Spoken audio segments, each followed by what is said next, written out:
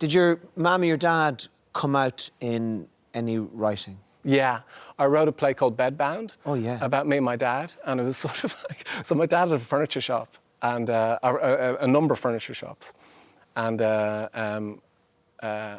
like, you know, like it's sort of like Ireland every 7 years goes through a recession. So he was either sort of like, you know, had loads of money or he was broke. So, and having sort of 6 kids and watching him go through the pressure of that.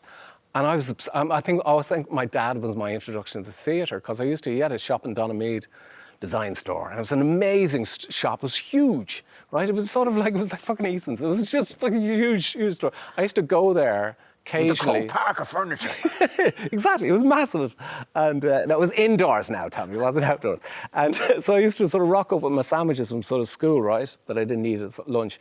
And I occasionally had to sort of go there, and I would sort of sit down watching him sell stuff and watch furniture and all that business. And yeah, he was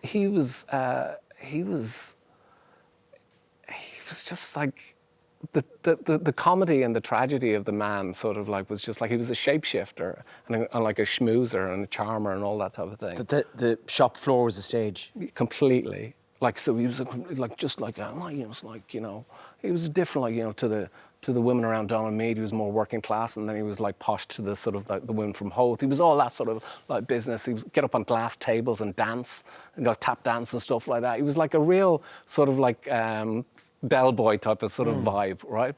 But very funny guy, but also like sad. I think sort of like, you know, I think under a lot of pressure to keep 6 kids going, and you know, like During the 80s. and during the 80s. So the 80s were just brutal.